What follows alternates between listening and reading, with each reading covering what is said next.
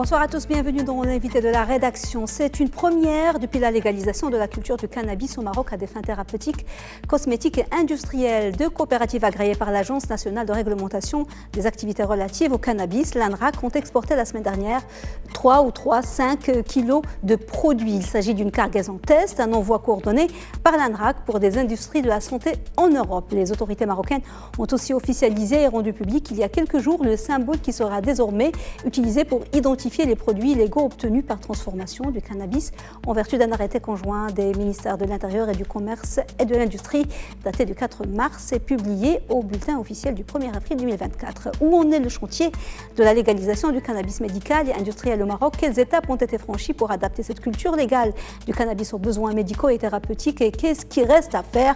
Comment cette culture illicite, il y a encore 3 ans, peut contribuer à l'essor socio-économique des régions productrices? Et comment sensibiliser et former l'ensemble des intervenants pour intégrer cette nouvelle culture de la légalité et éviter d'éventuels dérapages? Des questions et d'autres que nous allons aborder ce soir avec notre invité, le professeur Redouane Rabia, urologue et président de l'AMCUC, l'association marocaine consultative d'utilisation du cannabis. Professeur Rabia, bonsoir, merci beaucoup d'avoir accepté notre invitation. Merci pour l'invitation. Merci à vous, professeur. Alors, il aura fallu 3 années, mais la machine semble être sur les rails. Et vous avez déjà déclaré dans une interview que le Maroc pourrait être leader en matière de cannabis médical. Quel est le potentiel du Maroc en la matière et qu'est-ce qui vous pousse à dire qu'on peut être leader dans le monde? D'abord, je félicite l'ANRAC pour le travail qui a été fait rapidement en 2 ans sur la légalisation et la mise en place de ce système qui est verrouillé, qui est très bien.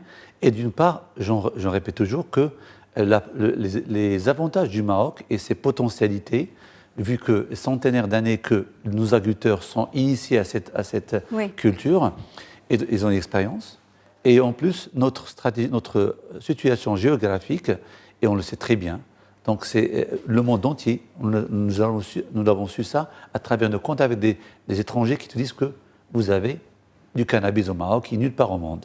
Déjà, cette chose donc, dit par les étrangers, ça nous confirme, et on voit sur le terrain que vraiment nous avons un trésor, et ce trésor, on doit bien le travailler et bien le valoriser. Et donc cette étape-là de légalisation qui était faite, administrative, sur le plan agence, maintenant vient le travail maintenant de la qualité. Oui. La qualité de production, qu'est-ce qu'on va produire de qualité, et ce qui va nous faire séparer et tous les marchés européens et aussi bien étrangers qui sont demandeurs de cette production. Oui, on sait qu'il y avait beaucoup de semences au Maroc, il y avait un peu de tout, il y avait des semences qui étaient très gourmandes en eau, qui ont asséché les nappes phréatiques, alors qu'on a, nous, une plante spéciale qui est la beldia, qui n'est pas consommatrice d'eau, et qui est spécifique et qui vient de recevoir, enfin, qui a reçu il y a quelques semaines ou bien quelques mois, le feu vert de l'ANRAC pour être légalement cultivée, bien sûr sous son contrôle. Quelle est la spécificité de cette plante locale, la beldia? La beldia, c'est qu'elle consomme moins d'eau, d'une part, et les répond donc à la nature, c'est-à-dire la pluie en avril, puis la récolte en août, et surtout, elle n'a pas besoin souvent de produits insecticides, des bio. Et là, dans la région où elle est là, par exemple, quand on parle à 2000 mètres d'altitude, eh ben donc c'est une altitude où il y a moins de bactéries, l'air est pur, il n'y a pas d'industrie. Donc tout ça lui confère un certain... Et comme vous savez très bien, les plantes du cannabis diffèrent d'une région à l'autre. Et ça climat, c'est comme le raisin dans les régions. Parfois de quelques kilomètres à d'autres. Et là, nous avons, comme vous savez très bien, une plante a des cannabinoïdes, et elle a des terpènes, des parfums, et aussi des flavonoïdes. Et chacun, c'est différent. Et cette région, notre plante beldia a des choses qu'on n'arrive pas à découvrir actuellement de plus en plus, qu'on ne peut trouver nulle part dans le monde, et que nos industries pharmaceutiques, nos facultés de recherche, et des instituts de recherche peuvent découvrir beaucoup plus de choses. Et c'est ça qui fait cette différence. Par rapport à la khardala, autre chose qui était les graines importées lorsque était illégal, c'est normal, parce qu'il y avait du THC. Et ça, ce qui a un petit peu contaminé cette région-là.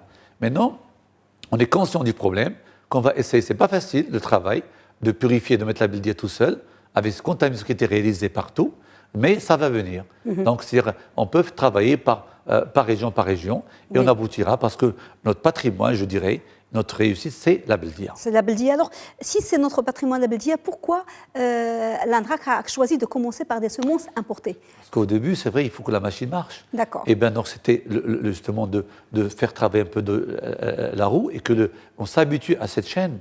Et là, c'est vrai, c'est une bonne réussite. Oui. Mais déjà rapidement, on est arrivé à la Beldia. C'était depuis 2021, le premier congrès à Tanger. On était tous chercheurs et aussi bien les gens de l'université et du ministériel, on était pour la Beldia. Mais il faut la préparer, la cadrer, la génotyper. Donc et assez de graines, on n'avait pas.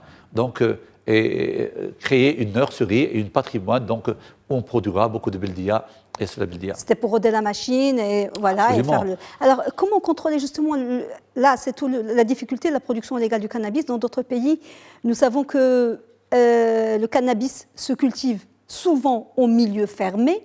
Ce n'est pas le cas du Maroc.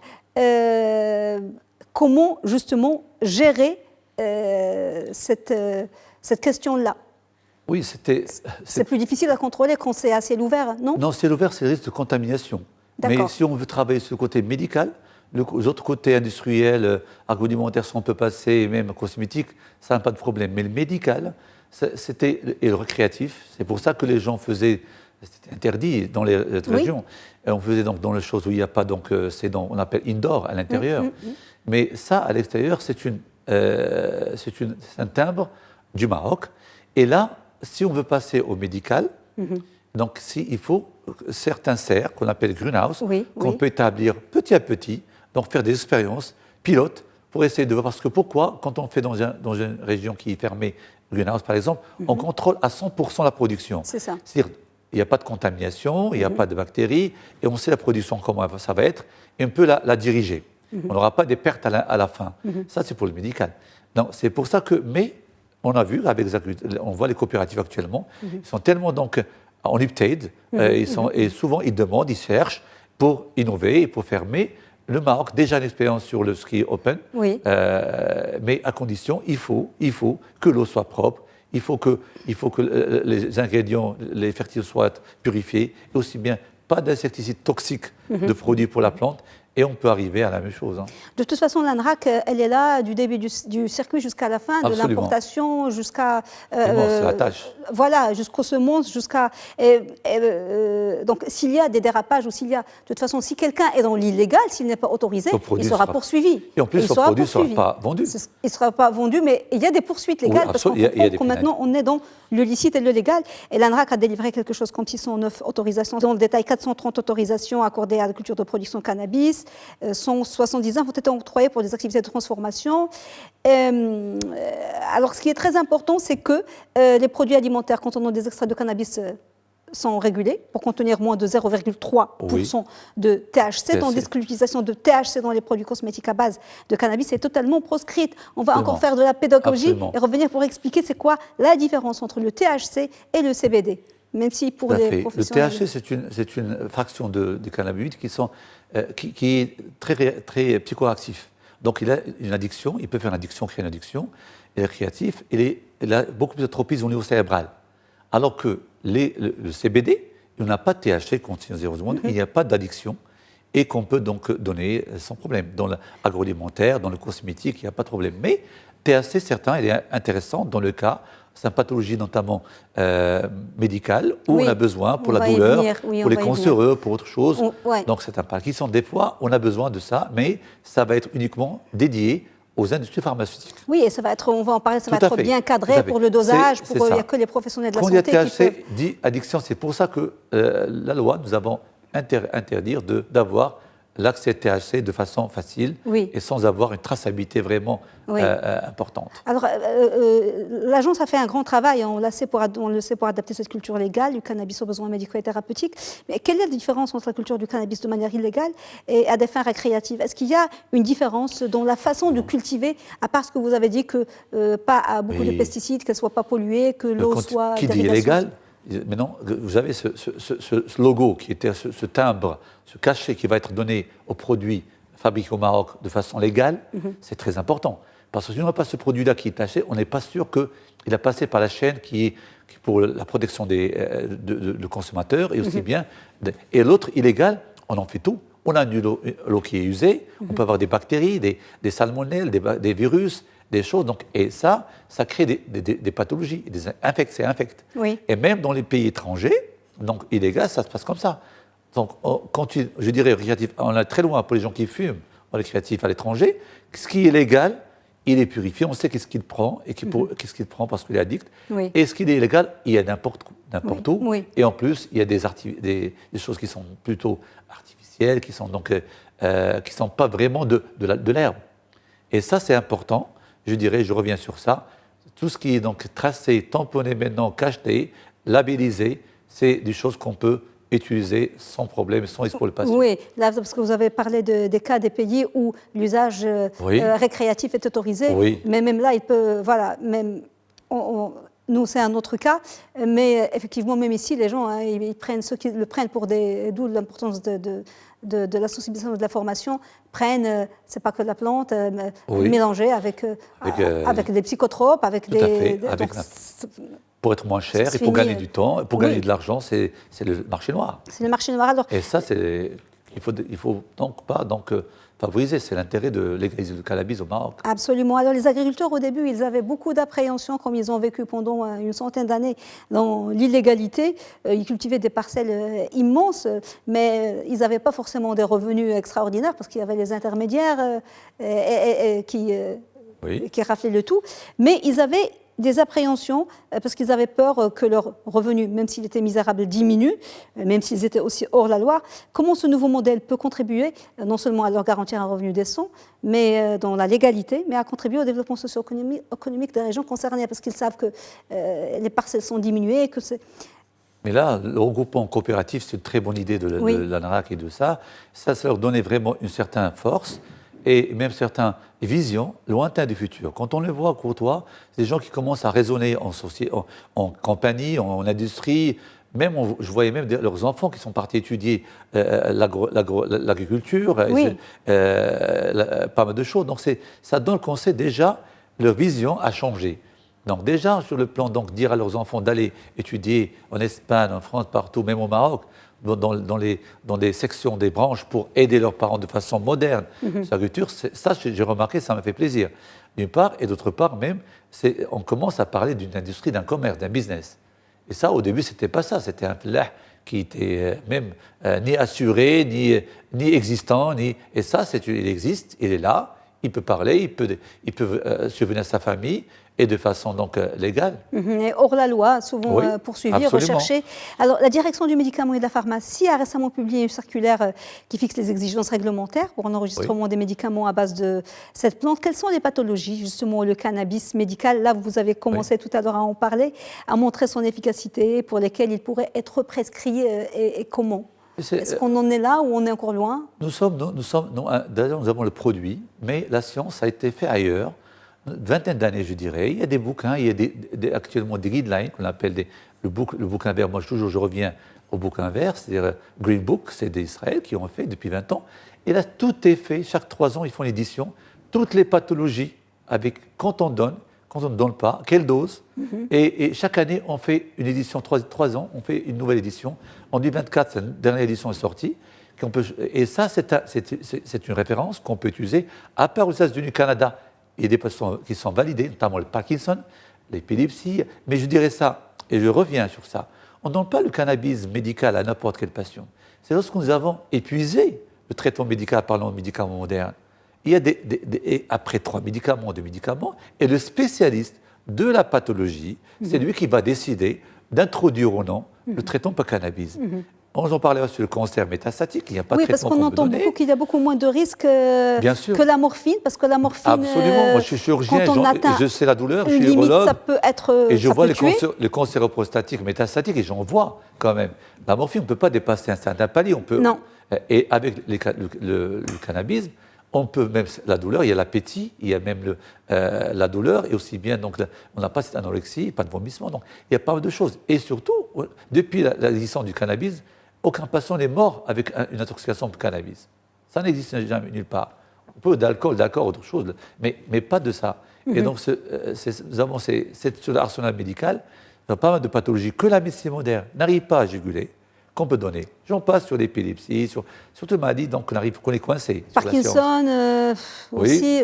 Comment il agit justement c'est par blocage des récepteurs? Oui, c'est-à-dire cette contraction, cette myoclonique qui se passe souvent dans les parkinsoniennes, oui. On arrive à arrêter. J'ai vu des films, j'ai vu des patients qui vraiment changent leur vie. Mais après, épuisement de 3 traitements anti-parkinsoniennes. Pour l'épilepsie, la même chose. Quand on donne le traitement d'épilepsie, ça ne marche pas pour les enfants. Ça marche, on introduit le cannabis. Et ça donnait l'autisme. Donc, certaines pathologies, aussi bien donc, la migraine chronique, on l'a vu pas mal. Donc, même dernièrement au congrès CanMed, c'était au Miami, c'était pour le Covid, même pour le Covid, c'était ça prévenir prévention du Covid.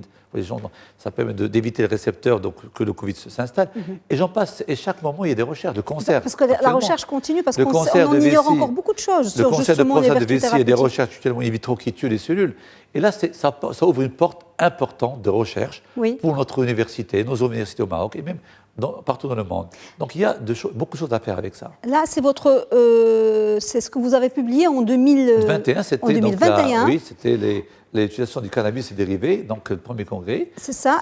Et depuis votre association, l'AMCUC, l'Association marocaine consultative d'utilisation du cannabis, elle organise beaucoup de sessions de formation. Vous en êtes à la 7e. Comment vous organisez ces sessions et quelle est la cible? Elle est ouverte à les médecins généralistes et surtout aussi bien les spécialistes et les pharmaciens par promotion, cinquantaine. On essaie de leur familiariser à la plante, parce que ce nouvel médicament, la plante, comment il est, quelles sont les plantes, ses dérivés, ses constituants, et où on passe, ça dépend des spécialités, leurs indications, quand les donner, comment les donner, et comment les surveiller. Et aussi bien les pharmaciens, comment travailler, et comment, donc, avec le cercle de médecins, pharmaciens, et bientôt avec l'agence des médicaments, comment travailler pour avoir une certaine protection d'abord du patient. Et les protéger, il ne faut pas donner beaucoup de doses, il faut pas donner. Il faut donc qu'ils soient traçables. Et aussi bien, le médecin doit savoir qu'est-ce qu'il doit prescrire. Et ça, c'est important parce qu'on a travaillé en amont pour préparer donc, nos médecins et nos pharmaciens à cette industrie qui va bientôt. Justement, je voulais vous poser deux questions. D'abord, parce que vous appelez l'Association marocaine consultative d'utilisation du cannabis. Oui. Est-ce que vous êtes consulté régulièrement, de temps en temps, par l'ANRAC? Est-ce que vous avez travaillé avec l'ANRAC? Est-ce que pour vos recherches et vos études, est-ce qu'ils s'appuient dessus? Nous, surtout, on s'est avant donc l'ANRAC qui soit donc mis en place, on a travaillé dans un moment où il y avait donc sur le plan cannabis général, la légalisation. Maintenant, donc, tout s'est bien mis en place sur le plan légalisation. Notre objectif, donc, il est beaucoup plus donc, ciblé vers la recherche, le côté médical et le côté scientifique. Ça, c'est important qu'il y ait une chose qui est complémentaire à l'ANRAC. Parce que là, c'est le côté scientifique. On essaie de présenter les bonnes indications d'utilisation du cannabis, des bonnes utilisations du cannabis et les meilleures formules d'utilisation et les meilleurs modèles du cannabis médical réalisé dans le monde. Pour que notre pays soit beaucoup plus... On ne va pas perdre du temps.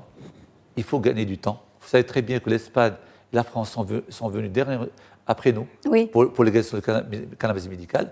Et nous, on devrait être toujours en diapason parmi les premiers et aller de loin. Alors, et là, on verra ça. C'est ça. Le cannabis légal, c'est un véritable filon, parce qu'il y a le côté médical, cosmétique, l'industrie.